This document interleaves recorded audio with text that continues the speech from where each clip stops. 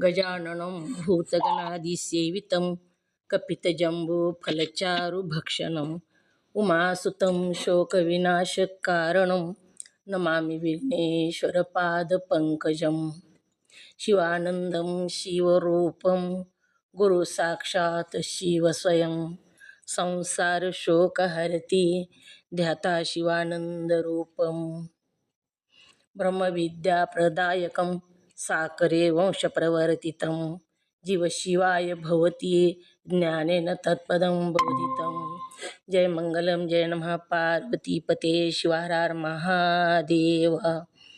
वंदे श्रीमद्रामं सद्गुरु मती शांती शीतया श्लेष्ठं कामादिराक्षसारी भवजलधो तत्वबोध सेतुकरम्। ओम तत्सत ब्रह्मणे नमः। जगद्गुरु सिद्धारूढ स्वामींच्या चरणी वंदन करून श्रोत्रिय ब्रह्मनिष्ठ सद्गुरू शिवानंद स्वामी परभणीकर माझ्या हृदयामध्ये स्थापित करून सद्गुरू पंडित पितांबरजींना वंदन करून जगद्गुरू शंकराचार्यांना वंदन करून जगद्गुरू पंचाचार्यांना वंदन करून लिंगायक्य गुरु महालिंगेश्वर शिवाचार्य महाराज यांच्याही चरणी कोटी कोटी प्रणिपात करून श्रोत्रिय ब्रह्मनिष्ठ सद्गुरू महादेव कुंभार अप्पाजी यांच्याही चरणी अनंत कोटी प्रणिपात करून तुम्हा सर्व मुमुक्षुजनांच्या चरणी विनम्र अभिवादन करून आपण पंचीकरण ग्रंथामध्ये प्रवेश होऊया। पंचीकरण ग्रंथाचं पान नंबर 87 काढा।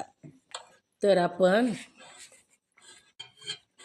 आकाशाची 5 तत्वे बघितली। आकाशाची 5 तत्वे कोणती? शोक, मोह, काम, क्रोध, शोक, मोह आणि भय आकाशाची 5 तत्वे आहेत। आता ही जी तत्वे आहेत आकाशाची ती हृदय आकाशात उत्पन्न होतात। आकाश कशाला म्हणावं? जेवढी पोकळीचा भाग आहे तेवढ्या पोकळीला आकाश असं म्हणावं। पोकळी जेवढी आहे तेवढी आकाशाची असते। म्हणून आकाशाची जी तत्व 5 सांगितले, काम, क्रोध, शोक, मोह आणि भय, ही 5ही तत्वे हृदयामध्ये जी पोकळी आहे म्हणजे हृदय आकाश तिथं उत्पन्न होतात।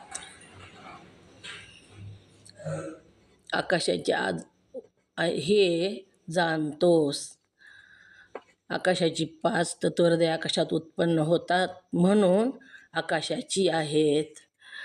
आकाशाचीच तत्वे का म्हणतात ह्या तत्वांना? तर ही जी तत्वे हृदय आकाशात उत्पन्न होतात म्हणून त्याला आकाशाची तत्वे असे म्हणतात। हे जाणतोस, अर्थात ही तत्वेच तू नाहीस आणि ही तत्वे आकाशाची आहेत म्हणून तुझी ही नाहीत आपण बघितलं। परंतु ही 5 जी तत्वे आहेत, आपल्याला आता 82 तत्वाचा अभ्यास करायचा आहे। अनारोपित को तत्व कहिये असं जे आपण लिहून घेतलं, तत्वाची व्याख्या लिहून घेतली, ते अनारोपित तत्व म्हणजे एकच आहे आणि ते म्हणजे आत्मस्वरूप। अनारोपित को तत्व कहिये म्हणजे आत्म्याला तत्व असं म्हणतात। आता आरोपित को तत्व कहिये, आता ही जी आपण तत्व पुढे बघायचे ती आरोपित तत्व बघायचेत। एकच तत्व अनारोपित आहे, बाकीचे 82 तत्व आरोपित आहेत। आता 5 तत्व सांगितले। आकाशाची 5 तत्वे प्रथम आपल्याला अभ्यासायची आहेत। तर ही 5 तत्वे कोणती? आकाशाची 5 तत्वे कोणती?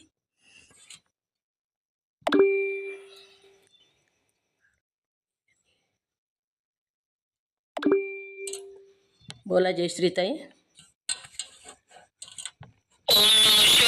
तुमच्या चरणाला कोटी कोटी वंदन. आकाशाची 5 तत्वे आहेत.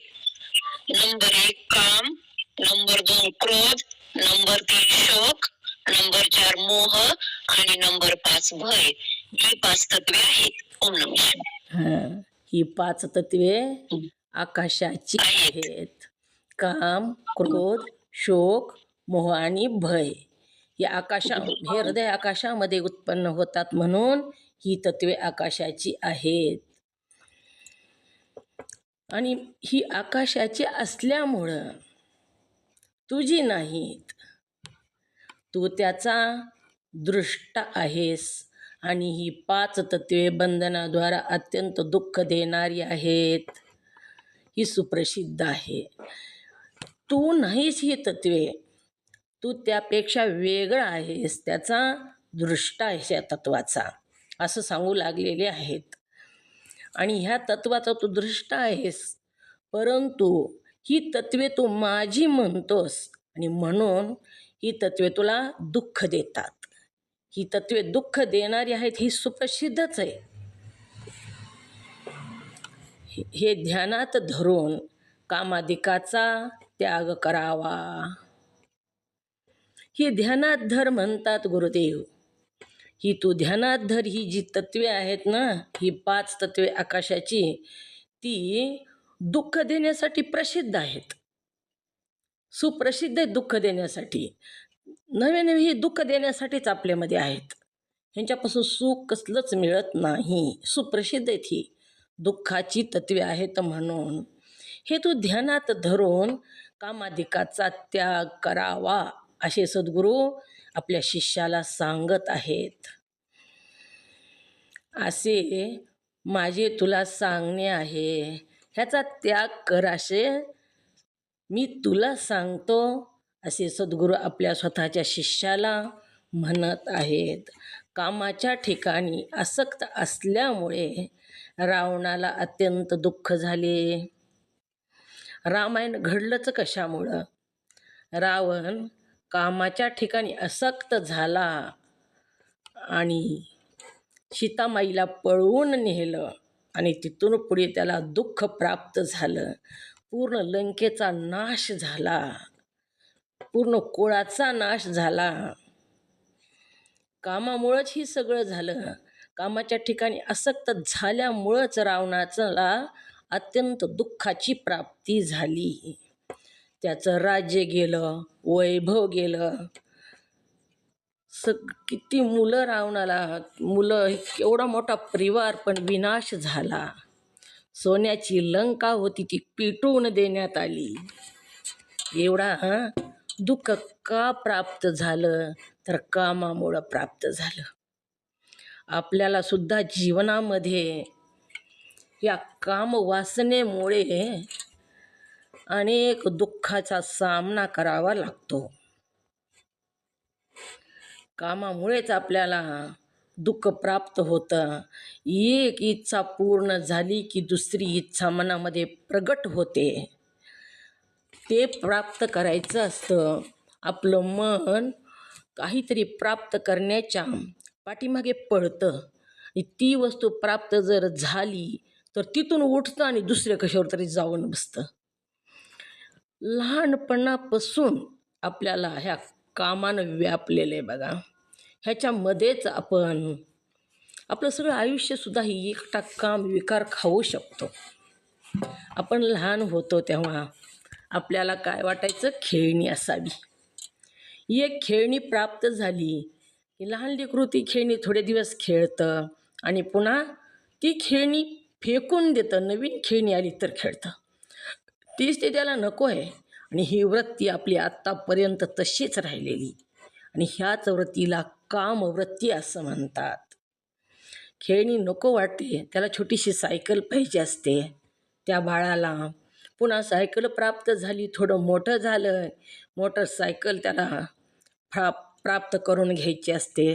तिथला काम उठतो, मोटरसायकलवर जाऊन बसतो.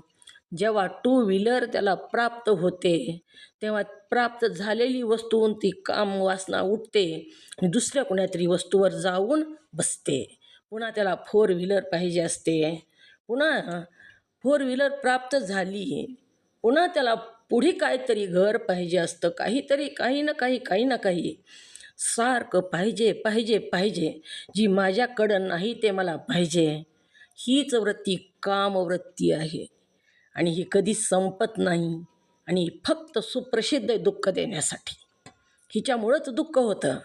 त्या वस्तूच्या पाठीमागं पळतं ती आणि ती प्राप्त नाही झाली की त्याच्या अंतःकरणाला दुःख होतं. म्हणून काम विकार हा दुःख देण्यासाठी प्रसिद्ध आहे. इतकं मन आपलं कामविकारामध्ये, ज्यांना थोडंही ज्ञान नाही ती पूर्ण आयुष्य त्या कामविकारामध्येच घालतात बघा. कामापासूनच पुन्हा क्रोधाची उत्पत्ती होते. ही कामविकाराची झोळी अशी आपल्या अंतःकरणाची झोळी इतकी मजबूत आहे, तिथे काहीही टाका, काही जरी टाकलं तरी ती तृप्त होत नाही. एका सावकाराच्या दारामध्ये एक भिक्षुक आला आणि ती भिक्षुक दारामध्ये भीक मागण्यासाठी आला. ती सावकार उदार होता. त्यानं विचारलं, काय पाहिजे तुला? जी पाहिजे ती माग. तेव्हा त्यानं सांगितलं, ही माझी झोळी जी आहे ना, वितभर झोळी, तेवढी भरून मला काही पण द्या, तुमच्या जी घरात असेल ते द्या. त्याने धान्याचे कोठार रेखामे केले तरी त्याची झोळी काही भरली नाही. त्या सावकारापासलं किती जरी धान्य, किती जरी पैसा, धन टाकलं तरी ती झोळी भरणा झाली. तेव्हा त्या सावकारानं विचारलं, अरे अशी कशी झोळी आहे तुझी? दिसायला तर इतबर दिसते, परंतु किती खादाड आहे ही, हिच्यात कितीही टाकलं तरी ही भरतच नाही. तेव्हा त्याने सांगितलं, ही झोळी जी आहे ती मनाच्या वस्त्रापासून उत्पन्न केलेली आहे म्हणला, आणि मन आपलं कधीच भरत नाही. म्हणून ही कामविकार हा दुःख देण्यासाठी सुप्रसिद्ध सांगितला आणि ह्याच्यापासून दूर राहा असं सांगितलेलं आहे. रावणाला बघा तुम्ही, काय काय प्राप्त होतं. पार्वतीसारखी सुंदर पत्नी असावी म्हणून महादेवाची आराधना साधना केली आणि पार्वती एवढीच सुंदर, जगामध्ये पार्वती इतकं सुंदर कुणीच नाही, तिच्या बरोबरीची सुंदर त्याला मंदोदरी फक्त आहे. आणि इतकी सुंदर अशी मंदोदरी शिवानं आपल्या स्वतःच्या अंगाच्या मळापासून तयार केली आणि मयासुराच्या उदरी तिला जन्माला घातलं आणि पत्नी म्हणून ती रावणाला प्राप्त झाली. अनेक बायका होत्या रावणाला, एकापेक्षा एक सुंदर सद्गुणी, तरीसुद्धा त्याच्या कामाची तृप्ती झालेली नाही. त्याने पुन्हा सीतेला पळवून नेलं. म्हणून ह्या वासनेचा त्याग करा. ही वासना सुप्रसिद्ध आहे असं सद्गुरू आपल्या शिष्याला सांगत आहेत. दुसरा विकार सांगितला, कामापासूनच क्रोधाची निर्मिती होते. तर क्रोध हा राक्षसापेक्षा सुद्धा जास्त घातक सांगितला बघा. किती घातक आहे राक्षसापेक्षा ही क्रोध. ओम नमः शिवाय. वाचा पुढचं हे. पुन्हा आपण एवढं झाल्यानंतर वरचं कोष्टक बघू, आधी कामक्रोधाचंही विश्लेषण बघू. ओम नमः शिवाय. वाचा, शिगेताई नाही तो वाटतं, वाचा आज. जयश्री वाचा. कोष्टक वाचा, नाही तर आधी कोष्टकच वाचा. स्थूल देहाच्या तत्वाचे कोष्टक. आकाश, वायू, तेज, आप आणि पृथ्वी. ओम नमः शिवाय. आकाशाची स्थूल देहाच्या तत्वांचे कोष्टक. आकाशांची, वायूंची, तेजांची, आपाची, पृथ्वीची. काम, क्रोध, शोक, मोह, भय. वायूची तत्वे. चलन, वलन, धावन, प्रसरण, आकुंचन. तेजाची तत्वे. क्षुधा, तृषा, आलस्य, निद्रा, कांती. आपाची तत्वे. शुक्र, शोणित, लाला, मूत्र, श्वेद. पृथ्वीची तत्वे. अस्थि, मांस, त्वचा, नाडी, रोम. ओम नमः शिवाय ताई, तुमच्या चरणाला वंदन. ओम नमः शिवाय. एवढंच हो. खाली वाचू का? क्रोधाचं वाचा खालचं तेवढं. वाचू का? ओम नमः शिवाय ताई.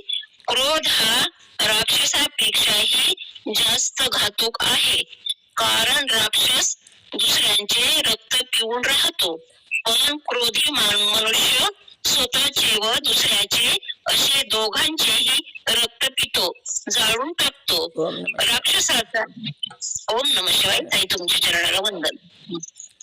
आता क्रोध सांगितला, दुसरं तत्व क्रोध सांगितलं आकाशाचं. क्रोध हा राक्षसापेक्षाही जास्त घातक आहे. किती घातक आहे क्रोध? राक्षस काय करतो? दुसऱ्याला त्रास देतो, दुसऱ्याचं रक्त पितो, पण स्वतःला त्याला हानी काहीच होत नाही. पण क्रोधी माणूस मात्र, ज्याला क्रोध आला आधी त्याचं रक्त जळतं बघा. ज्याला क्रोध आला त्याचं रक्त जळतं आणि त्या क्रोधाच्या भरामध्ये तो दुसऱ्याला काहीतरी बोलतो आणि दुसऱ्याला बोलतो, मारतो, त्या क्रोधाच्या भरामध्ये काही ना काही करतो आणि त्याचं रक्त जळतं. समोरच्याचंही रक्त जाळतो आणि स्वतःचंही रक्त जाळतो. क्रोधाचं सकाळच सांगितलं मी. हातामध्ये विस्तवाचे अंगारे घेऊन दुसऱ्याच्या अंगावर फेकण्यासारखं क्रोधाचं सांगितलेलं आहे. क्रोध आला तेव्हा आधी स्वतःचा हात जळतो, जेव्हा दुसऱ्याच्या अंगावर फेकतो तेव्हा त्यालाही पोळतं. त्याला पोळेल का नाही पोळेल माहीत नाही, परंतु स्वतःचा हात जळतो हे निश्चित. म्हणून क्रोध हा सुद्धा घातक सांगितलेला आहे, जाळून टाकतो. स्वतःचे व दुसऱ्याचे असे दोघांचेही रक्त पितो, जाळून टाकतो, असा हा क्रोध सांगितलेला आहे. आकाशाची 5 तत्वे कोणती?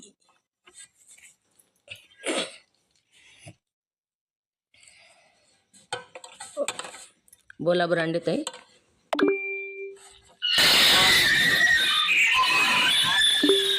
पाच तत्वे: 1 काम, 2 क्रोध, 3 शोक, 4 मोह, 5 भय. ही 5 तत्वे आकाशाची आहेत.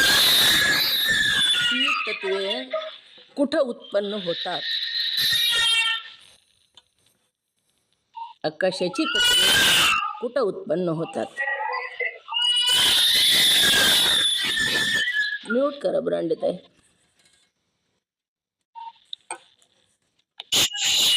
जयश्री ताई बोला. ओम नमः शिवाय ताई. ही 5 तत्वे हृदय आकाशात उत्पन्न होतात, म्हणून ती आकाशाची आहेत. ओम नमः शिवाय. म्हणजे ताई वायूची तत्वे कोणती?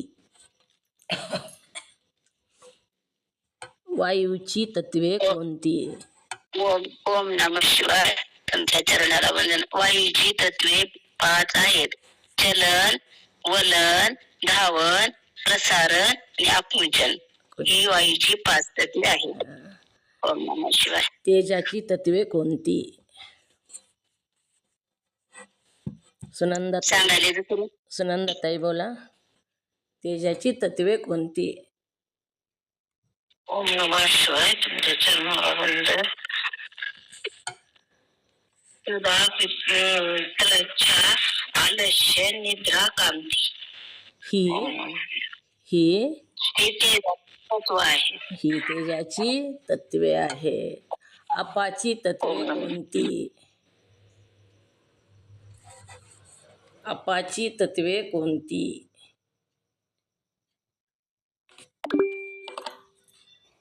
बोरांडे ताई बोला.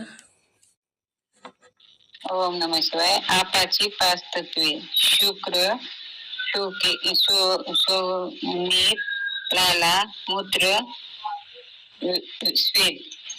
ओम नमः. हे 5 तत्वे आपाची आहेत. ओम नमः शिवाय. पृथ्वीची तत्वे कोणती?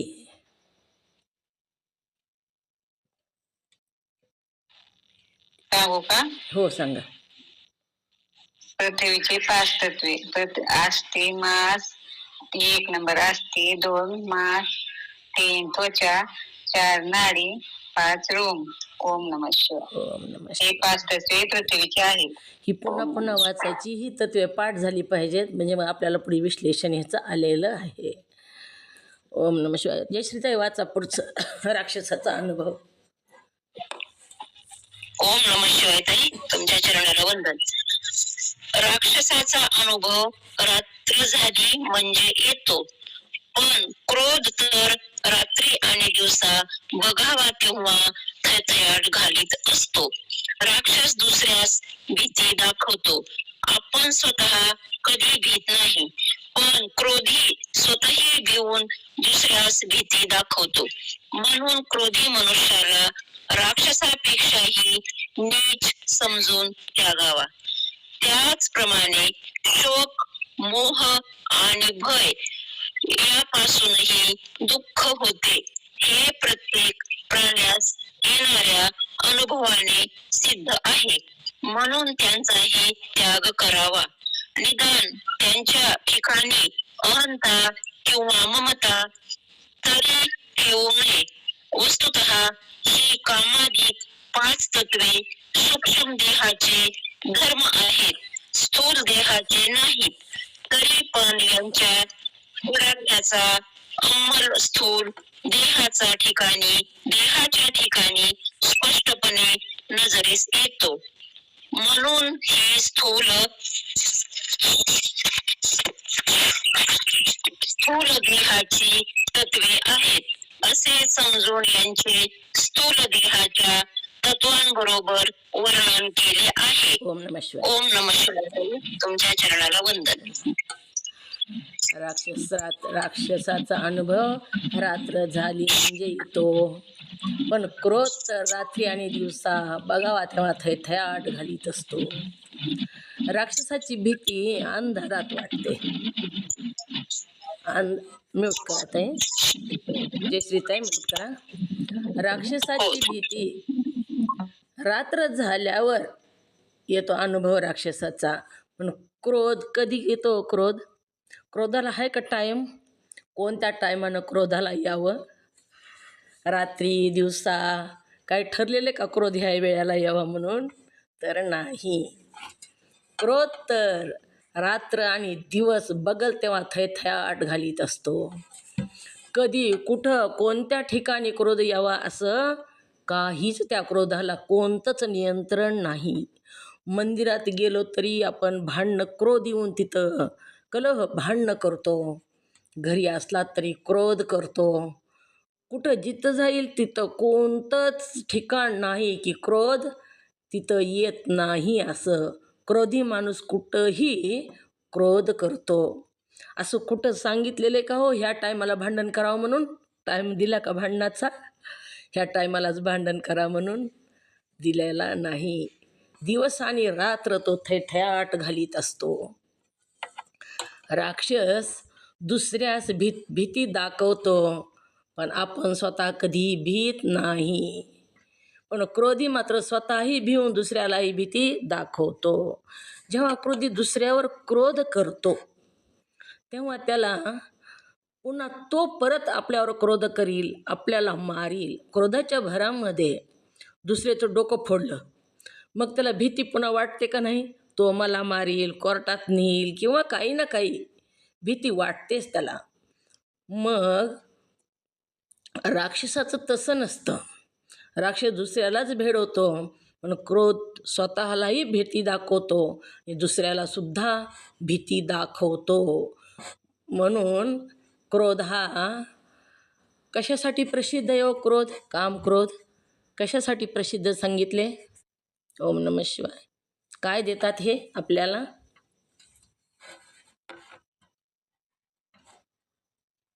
दुःख देण्यासाठी प्रसिद्ध आहेत हे.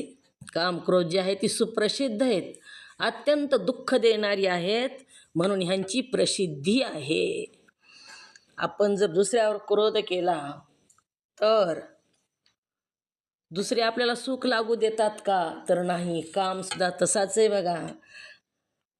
काम क्रोध हे महाचोर आणि घेती हिरावून हे सारं. आपली जी मनाची शांती आहे, मनाची समाधान आहे, मनाची तृप्ती जी आहे ती सगळं हिरावून घेतात. कामक्रोध हे महाचोर घेती हिरावणी सार. कामे नाडीले जनाला अंतर पडले परमार्थाला. ही काम जो आहे त्यानं आपल्याला नाडलेलं आहे, नडवून धरलेलं आहे आणि हे कामामुळंच आपल्याला परमार्थ करता येत नाही. आपण भक्ती करतो बघा, कामामुळं कसा परमार्थ करता येत नाही. भक्ती करत असताना आपण कामना ठेवून जर भक्ती केली तर आपला परमार्थ आडतो. कामे नाडीले जनाला आणि अंतर पडले परमार्थाला. कारण परमार्थ जो आपण करतो तो कामतृप्तीसाठी करतो, काही ना काही अपेक्षा ठेवून करतो आणि म्हणून परमार्थ आपल्याला घडत नाही. आपल्याला परमार्थ काहीच घडत नाही. भक्ती करत असताना भक्तसुद्धा 5 प्रकारचे सांगितले बघा.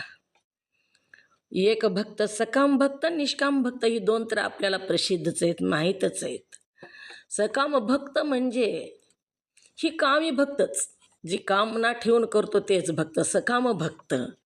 काही ना काही प्राप्ती होण्यासाठी जी भक्ती करतो त्याला सकाम भक्त असं म्हणतात. दुसरा प्रकार आहे निष्काम भक्त. भक्ती करतो त्याला काही कामना नसते, त्याला आवडती म्हणून भक्ती करतो, त्याला ईश्वर आवडतो, त्याला त्याच्यामध्ये आनंद वाटतो म्हणून भक्ती करतो. काही लोक बघा तुम्ही पारायणाला गेले, कशा करताच पारायण करीत नाहीत. मला खूप चांगलं वाटतं मनाला माझ्या म्हणून पारायण करतात. माझ्या मनाला चांगलं वाटणं म्हणजेच माझ्या अंतःकरणाच्या आत्म्यासाठी ते पारायण करणं. भजन करतात, भजनाला गेल्यावर मला खूप आनंद वाटतो, तेवढा वेळ खूप आनंदात जातो. आणि भजन भक्ती तर समाधीच आहे बघा, जिवंत समाधी असल्यासारखी आहे. तेवढ्या वेळामध्ये कोणताच मनामध्ये संकल्प विकल्प येत नाही आणि संकल्प विकल्प आला तर भजन चुकतं म्हणताना. म्हणून समाधीमध्ये गेलेला काळ असं सांगितलेला आहे. तिथं मन लोप पावतं, ईश्वरामध्ये विलीन होतं. मग अशी जी भक्ती होते ती निष्काम भक्ती असते. सकाम भक्ती म्हणजे काही ना काही प्राप्त करून घेण्यासाठी ईश्वराची केलेली साधना, ह्याला सकाम भक्ती असं म्हणावं. आणि काहीच प्राप्त नको आहे, मला आनंद प्राप्त पाहिजे. आनंद स्वरूप जो परम प्रेमास्पद भगवंत आहे, मला त्याची प्राप्ती पाहिजे. त्या आनंदासाठी जो परमार्थ करतो तो निष्काम परमार्थ आहे. मला खूप चांगलं वाटतं म्हणतात लोक. कशामुळे पारायण करता, कशामुळे रुद्रपूजा करता, तर मला माझ्या मनाला खूप छान वाटतं. रुद्रपूजा केल्यावर आनंद होतो. ही भक्ती निष्काम भक्ती झाली. आता तिसरी भक्ती सांगितली दंभ भक्ती. लिहून घ्या, भक्तीचे नावं घ्यायची असतील तर कोणा सांगते. पण आता तिसरी दंभ भक्ती सांगितली. दंभ भक्ती म्हणजे ढोंगी भक्ती. कुणी जर परमार्थिक माणूस साधू संत घरी आले तर मी खूप परमार्थ करतो असं दाखवणं, ढोंगी दंभ भक्ती.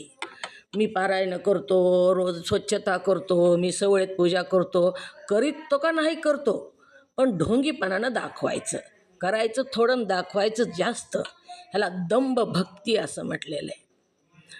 आपल्या व्यवहारात वागत असताना व्यवहारातल्यासारखं वागायचं. आणि कुणी साधू संत जर घरी आले तर त्यांना मी खूप मोठा भक्त आहे, मी खूप मोठा साधक आहे असं दाखवायचं, त्याला दंभ भक्ती असं म्हटलेलं आहे. चौथी भक्ती पाप मिश्रित भक्ती सांगितली. पाप मिश्रित भक्ती म्हणजे भक्ती करायची, परमार्थ करायचा आणि पापही करायचं. सकाळी सकाळी पूजा करून बाहेर जायचं, विभूतीचे पट्टे ओढून मस्त बाहेर जायचं आणि संध्याकाळी मात्र लेझिम खेळतच घरी यायचं. अशा प्रकारे पुण्यही करायचं आणि पापही करायचं. ही जी भक्ती आहे ती पाप मिश्रित भक्ती सांगितली. सकाळी पूजा, संध्याकाळी मजा, अशा प्रकारची जी भक्ती असते ती पाप मिश्रित भक्ती. त्याच्यानंतरची भक्ती जी सांगितली ती व्यभिचारी भक्ती सांगितली.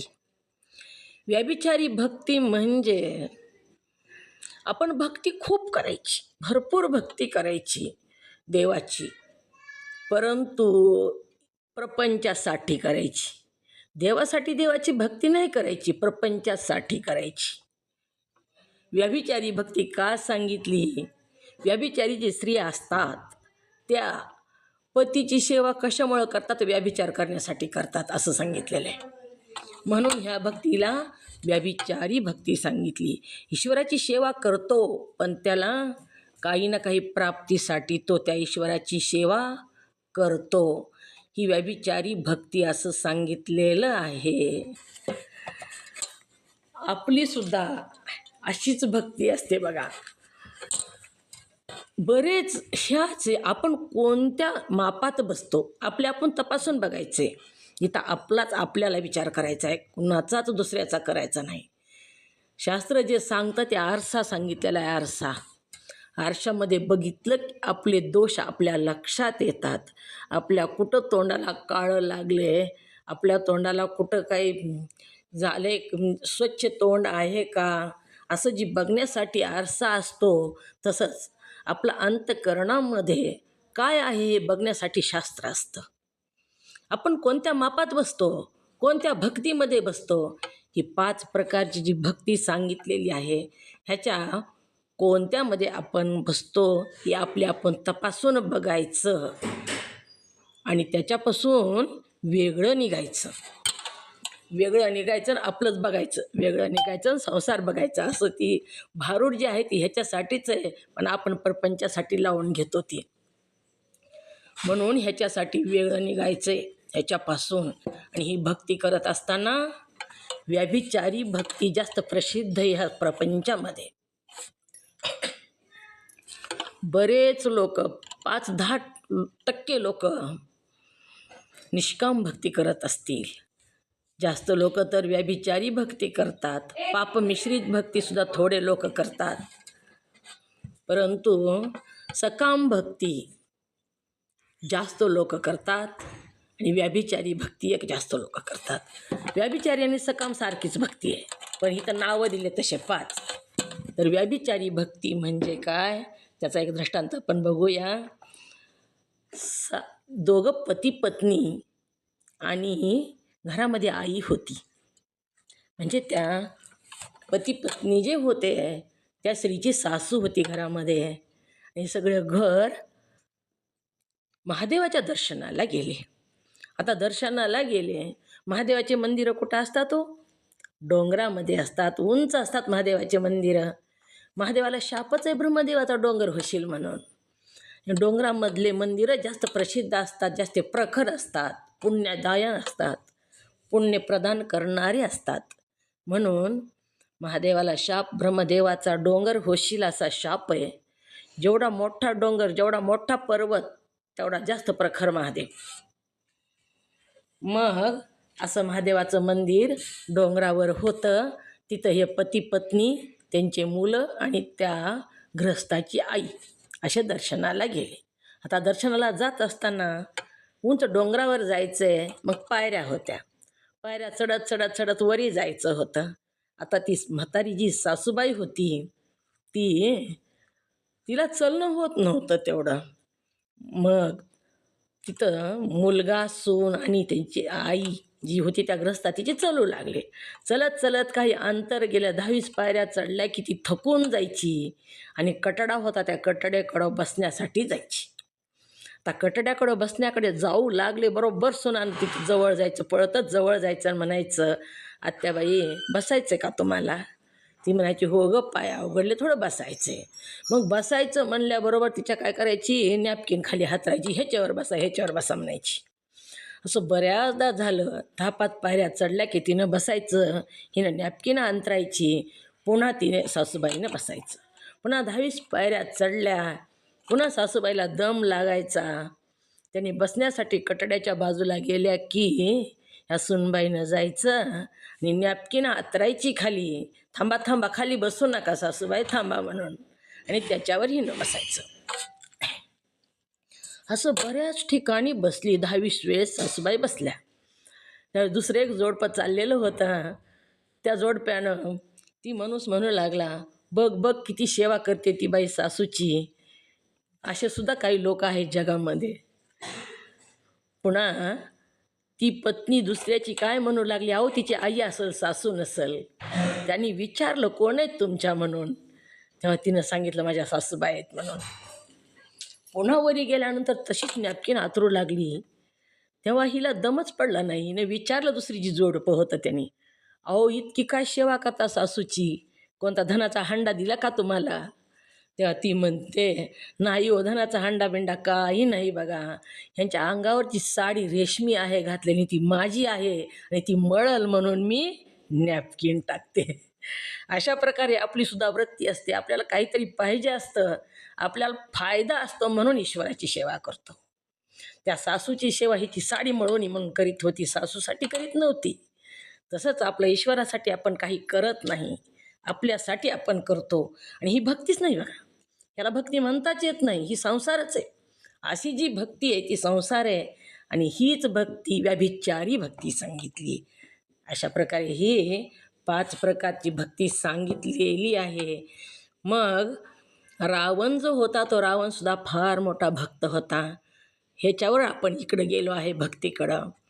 रावणानं सुद्धा एवढी भक्ती केली महादेवाची, मस्तक कापून महादेवाच्या पिंडीवर वाहिले, पण काहीतरी प्राप्त करण्यासाठी वाहिले त्यांनी.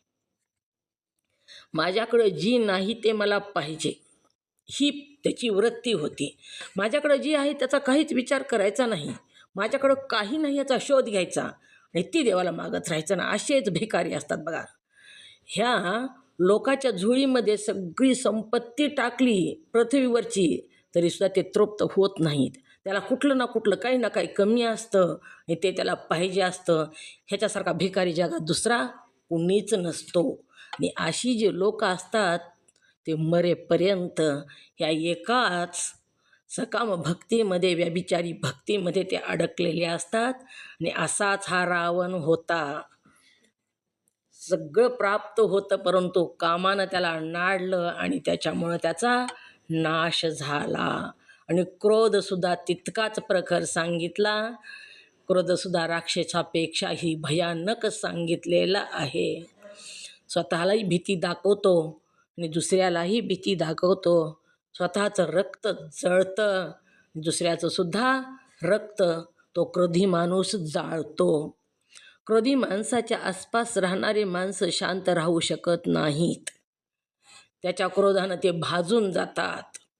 म्हणून क्रोधी मनुष्याला राक्षसापेक्षाही नीच समजून त्यागावं. क्रोधी माणसाच्या आसपास राहू नये, नीच समजावं त्याला आणि त्याची संगती करू नये, त्याचा त्याग करावा असं सांगत आहेत.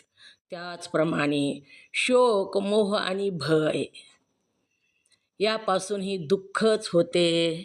आता घरामध्ये एखादी वाईट घटना घडली, शोक झाला तर शोक म्हणजेच दुःख आहे ना. आणि ही सुद्धा दुःख देण्यासाठी सुप्रसिद्धच आहेत.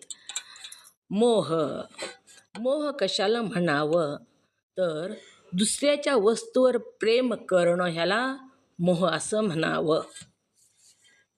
भक्तीचे प्रकार लिहून घ्यायचे का? ओम नमः शिवाय. हो सांगा. 5 प्रकार आहेत भक्तीचे. सकाम भक्ती,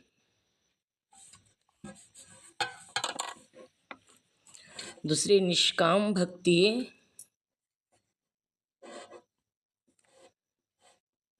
तिसरी दंभ भक्ती,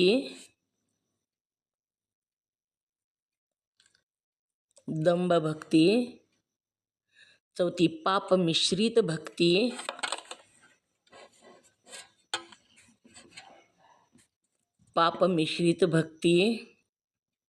आणि व्यभिचारी भक्ती. व्यभिचारी भक्ती म्हणजे करायचा परमार्थ आणि आवडतो संसार, ही व्याख्या व्यभिचारी भक्तीची. संसार आवडतो आणि परमार्थ करतो ह्याला व्यभिचारी भक्ती असं म्हणतात. आपल्याला आवडतं ते करीत नाही, आवडतोय संसार आणि करतो हे परमार्थ. अशा प्रकारे 5 प्रकारची भक्ती सांगितलेली आहे. शोक ही दुःखच देतो. मोह, आता मोह म्हणजे दुसऱ्याच्या वस्तूवर प्रेम करणं. दुसऱ्याची वस्तू चांगली दिसली की ती मला प्राप्त व्हावी असं वाटणं म्हणजेच मोह. मोहाची व्याख्या दुसऱ्याच्या वस्तूवर प्रेम करणं.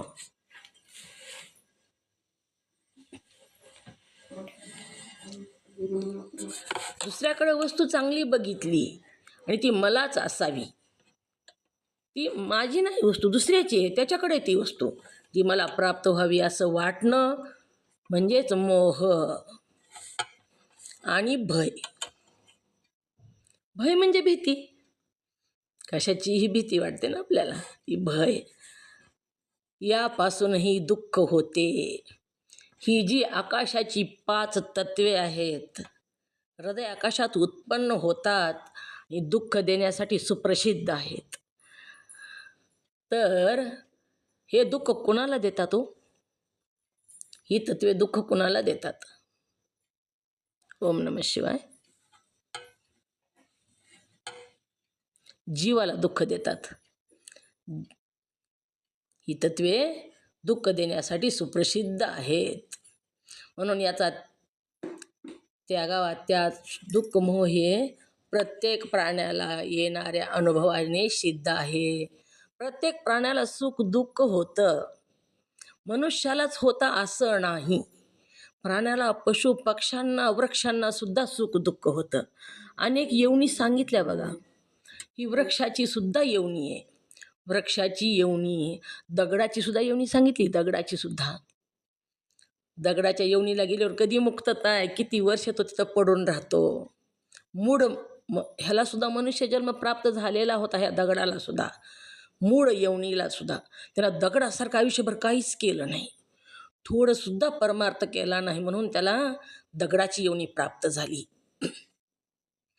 प्रत्येक प्राण्याला ह्याचा अनुभव येतो, म्हणून त्याचाही त्याग करावा. निदान त्याच्या ठिकाणी अहंता किंवा ममता तरी ठेवू नये. त्याग करणं शक्य, पूर्णत्वानं त्याग होत नाही बघा. कामाचा तरी पूर्णत्वानं त्याग होत नाही, पण कंट्रोल असावं त्याच्यावर. थोडक्यामध्ये थोडं प्राप्त झालं तरी समाधानी राहावं. काही लोक संत, साधू संत अशीच असतात, त्यांच्यापेक्षा काही नसतं बघा, तरी ते समाधानी असतात, सुखी असतात. 2 टायमाला जेवण मिळतंय, बाद झालं, ईश्वरानं मला जेवायला दिलं, असे ते धन्यवाद देतात ईश्वराला. आणि काही लोकाला किती जरी प्राप्त असलं तरी सुद्धा तो सुखी नसतो. म्हणून ही दुःख देण्यास प्रसिद्ध आहेत. कामामुळं दुःख होतं, क्रोधामुळेही दुःख होतं. शोक प्राप्त झालेस तर शोक तर दुःखाचं नावच आहे. मोह म्हणजे दुसऱ्याच्या वस्तूवर प्रेम करण्यानं सुद्धा दुःख होतं. आणि भय, भीती वाटाल्यावर तर दुःख होतंच. कोणत्याही गोष्टीची भीती जर वाटू लागली तर दुःख होतं. एकटे असू आपण घरी, अंधारे, भीती वाटू लागली, चोराची भीती वाटू लागली, घरामध्ये साप कुठंतरी कधीतरी दिसला होता, ती निघून गेला, पण त्याच्या मनामध्ये भीती राहिली. आणि भीती काय करते तर दुःख देते, झोप येऊ देत नाही. म्हणून हे दुःख देण्यासाठी सुप्रसिद्ध आहेत असं सांगितलेलं आहे. याचाही त्याग करा. निदान त्याच्या ठिकाणी अहंता किंवा ममता तरी ठेवू नये. अहंता कशाला म्हणावं?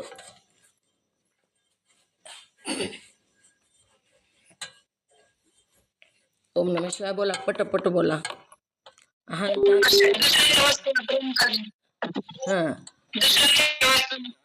हां, दुसऱ्याच्या वस्तूवर प्रेम करणे म्हणजे अहंता. आणि ममता, ममता कशाला म्हणावी?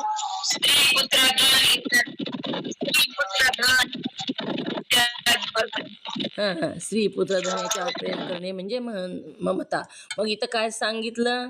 ही जी काम, क्रोध, शोक, मोह, भय ही आकाशाची तत्वे आहेत. मग ह्याच्यावर अहंता आणि ममता तरी ठेवू नये. ही तत्वे माझी नाहीत, ही आकाशाची आहेत. असं म्हणावं म्हणजे अहंता राहत नाही, ही मी नाही आणि माझीही नाही, ममताही नाही. मी म्हणणं म्हणजे अहंता आणि माझी म्हणणं म्हणजे ममता. मी काम केलं ही अहंता, मला शोक झाला ही ममता. मी आणि माझं, अशा प्रकारे अहंता ममता तरी ठेवू नये, ह्याच्यापेक्षा वेगळं राहावं.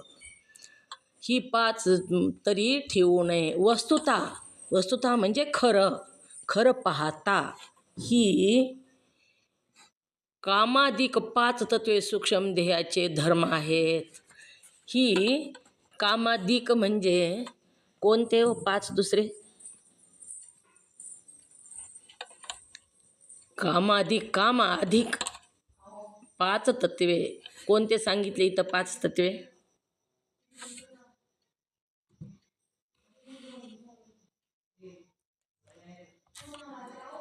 ओम नमः शिवाय. कोणते सांगितले मंगेताई? 5 तत्वे. काम अधिक म्हणजे एकच दिलं काम तिथं, त्याच्या बरोबरीचे दुसरे.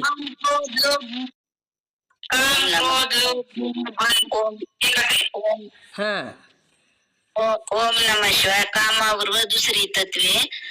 पहिला काम आहे, पण त्याच्याबरोबर क्रोध, शोक, मोह आणि भय हां. हे दुसरी तत्वे. ही काम अधिक म्हणजे सगळे ही 5 ही तत्वे. वस्तुतः कामाधिक 5 तत्वे सूक्ष्म देहाचे धर्म आहेत. ही तत्वे कशाचे सांगितले? सूक्ष्म देहाचे आहेत हे तत्व.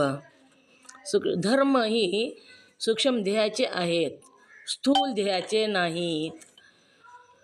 तरी पण त्याच्या तडाख्यातून अंमल सूक्ष्म देहाचा ठिकाणी स्पष्टपणे नजरेस येतो. ही तत्व सूक्ष्म देहाची आहेत, परंतु त्याचा अंमल स्थूल देहावर नजरेस येतो. क्रोध आल्यावर कसा माणूस दिसतो होतो? थरथर कापतो, लाल लाल होतो. त्याचा अंमल ह्या देहावर दिसतो. काम उत्पन्न झाल्यास सुद्धा तो बेचैन होतो, त्याला ती वस्तू प्राप्त पाहिजे असते, त्याचा सुद्धा अंमल तिथं दिसतो. शोक झाल्यावर माणूस रडतो, नाराज होतो, त्याचाही अंमल ह्या स्थूल देहावर दिसतो. मोह उत्पन्न झाल्यावर सुद्धा त्याच्यामध्ये चलबिचल होते, ते वस्तू प्राप्त व्हावी म्हणून त्याचा सुद्धा अंमल स्थूल देहावर होतो. आणि भय उत्पन्न झाल्यावर सुद्धा भीती वाटते, त्याच्यामुळं स्थूल देहावर त्याचा अंमल उत्पन्न होतो. सूक्ष्म देहाचे धर्म आहेत असं सांगितलं. धर्म कशाला म्हणावं? ओम नमः शिवाय.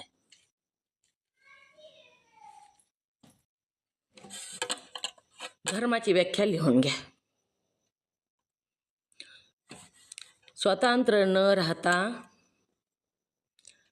अन्य आश्रित राहतो. स्वतंत्र न राहता अन्याच्या आश्रित राहतो, त्याला धर्म असे म्हणावे.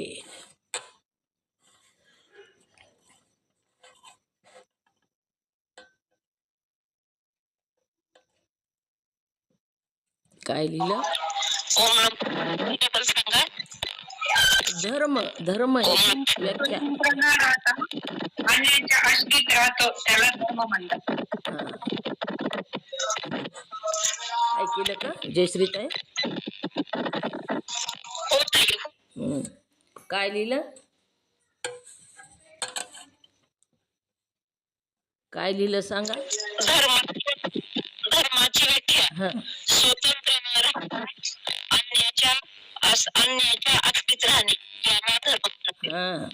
स्वतंत्र न राहता अन्याच्या आश्रित राहतो त्याला धर्म म्हणावं. शरीराचे धर्म जन्म आणि मरण हे शरीराचे धर्म आहेत. स्वतंत्र आहेत का होती? कुठं जन्मायचं, कधी मरायचं हातात आहे का? अन्याच्या आश्रित आहे ते धर्म. तसेच इथं सांगितलेत कामादी काम, क्रोध, शोक, मोह आणि भय हे देहाचे धर्म आहेत. स्थूल देहाचे नाही तर सूक्ष्म देहाचे हे आहेत. तरी पण त्याचा तडाख्याचा अंमल स्थूल देहाच्या ठिकाणी स्पष्टपणे नजरेस येतो. म्हणून ती स्थूल देहाची तत्वे आहेत असे समजून घ्यावे. स्थूल देहाच्या तत्वाबरोबर त्याचे वर्णन केलेले आहे. त्या स्थूल देहाची तत्वे कोणकोणती आणि किती किती ओम आणि नमः कोण? शिवाय ते पान नंबर किती? पान नंबर 87. सांगा बुरांडे ताई, सांगा किती तत्व स्थूल देहाची? ओम नमः शिवाय. मंगेताई, किती तत्व स्थूल देहाची? ओम नमः स्थूल देहाचे का? हां 25 तत्वे. हां बरं, 25. कोणकोणती? सांगू सगळे? हो सांगा. त्याचे 5 तत्वे. पंचभूताची 5 तत्वे. पृथ्वीची तत्वे. पृथ्वीची, जलाची, तेजाची, वायूची आणि आकाशाची ही 5 तत्वे. आता पुन्हा पृथ्वीची अस्थि, मांस, ओम नमः नाडी, शिवाय. ओम नमः शिवाय. त्वचा. ओम नमः शिवाय. ओम. आकाशाची, वायूची, तेजाची, आपाची, पृथ्वीची ही तत्व नाही, ती भूत आहेत. असं का? हां पंचमहाभूत आहेत ही. आकाशभूताचे तत्व 5 आहेत वेगळे, वायुभूताचे तत्व 5, तेजभूताचे तत्व 5, आपाचे 5 आणि पृथ्वीचे 5. ह्याच्यातले सांगायचे का? आकाश, वायू, तेज, आप आणि पृथ्वी ही पंचमहाभूत आहेत आणि ती तत्वे जी खाली दिलेली आहेत ती तत्वे आहेत. तर सांगा आकाशाची तत्व कोणती? ओम नमः शिवाय. आकाशाची तेवढे सांगा मंगेताई. ओम नमः शिवाय. आकाशाची 5 तत्वे. नंबर 1 काम. हेच का? हो सांगा. नंबर 1 काम, नंबर 2 क्रोध, नंबर 3 शोक, नंबर 4 मोह, नंबर 5 भय. ही 5 तत्वे आकाशाची आहेत.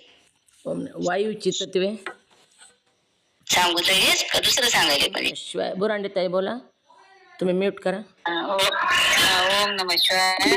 वायूचे 5 तत्व. 1 चलन, 2 वलन, 3 धावन, 4 प्रसरण, 5 आकुंचन. हे 5 तत्वे वायूचे आहेत. ओम नमः शिवाय. तेजाची तत्वे सांगा चौंडे ताई. कोण आहेत? चौंडे. तेजाची तत्वे ग्रंथ आहे का ताई? सांगा असेल तर.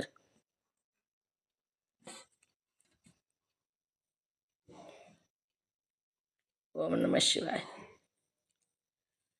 बोला दीपाताई सांगा. ओम नमः शिवाय. तेजाची तत्वे क्षुधा, तृषा, आलस्य, निद्रा आणि कांती. आपाची जयश्रीताई बोला. पापाची जयश्रीताई. शुक्र, शोणी, ज्ञान, मूत्र आणि श्वेत. पृथ्वीची सांगा आता जयश्रीताई. फोनची चार्जिंग संपली, ती काहीच ऐकायला नाही. ओम नमः शिवाय ताई आता उभारलेली. ओम नमः शिवाय. पृथ्वीची अस्थि, मांस, त्वचा, नाडी आणि रोम. ही जी पुस्तक आहे ती पुन्हा पुन्हा वाचा. या तत्वाचं पुन्हा पुन्हा आलेले ही तत्व पाठ झाली पाहिजेत, न बघता सुद्धा आपल्याला लक्षात आले पाहिजेत. म्हणून ओम नमः शिवाय. ओम नमः शिवाय ताई. आता पृथ्वी आहे ना, त्याचा 5वा शब्द म्हणा बरं तुम्ही. अस्थि, मांस, त्वचा, नाडी आणि रोम. रोम आहे का? रोम. माझ्या तिथं रोग आहे म्हणूनच तुम्हाला डबल सांगा म्हणलं. रोम आहे माझ्या पुस्तक. बरं बरं म्हणून तसं मला ऐकू आलं म्हणून तुम्हाला डबल म्हणा म्हणलं. सांगू का पृथ्वीची तत्वे? नाही, ज्यांच्या ग्रंथामध्ये रोग आहे तिथं रोम करा. रोम. रोम म्हणजे माझ्याकडे रोम करा तिथं. ग जर असेल तर म करा. आणि ही कोष्टक वाचा घरी. पुन्हा पण 1दा 2दा 3दा वाचलं म्हणजे लक्षात येते ही तत्व. आणि पाठ झाले म्हणजे आपल्याला लवकर समजतंय. आपल्याला अभ्यासच करायचा आहे. हा ओम नमः शिवाय परवाच माझं राहिलेलं आता ते एकदा ही वाचलं ऐकते आणि नाही समजलं तर मग विचारते हा. हो हो ओम नमः शिवाय. आज ओम सुद्धा नमः कमीच शिवाय. आहेत, आता हळदी कुंकात कमीच राहतात जरा हजरी. ते परवाच माझं सगळंच गेलंय. मला तर संक्रांत भोगी कसं नाही मी. ओम नमः. रेकॉर्डिंग बघा त्याच्यामध्ये येते सगळं. तुमची आहे का रेकॉर्डिंग कशात ते यूट्यूबला आहे. युट्यूबला कोणतं काय काय टाकायचं. मी पाठवते एक. हं? बर मला टाका व्हॉट्सअपला. हो मग बघते ते माझं नाही गेले हा. नाही तर महानंद हरंगोळे म्हणलं तरी येते यूट्यूबला. आता आपण ना हं? आता आपण ना सुपाटावून आले हा म्हणजे चालली की घेऊन मग म्हणलं बघावं तरी त्यांना त्या काकांना भाजी द्यायची होती ते भजन करतात त्यांना चटणी ते द्यायला आले मग चालू करून ते बघा तेव्हा केलं लक्षात आलं. हो. दीपाताई सुरू व्हायला वेळ होता का कीर्तनाला. आता 9ला होणार 9:15 मी झोपायला आली 9:30 वाजले तरी होईना जाते झालेली सेवा सद्गुरूंच्या चरणी समर्पित. तुम्हा सर्व साधू संतांच्या चरणी समर्पित करून सेवेला पूर्णविराम. ओम नमः शिवाय. योगी शब्द बाहेर पडले ते सद्गुरुनाथाचे. लवकर चालू करणार.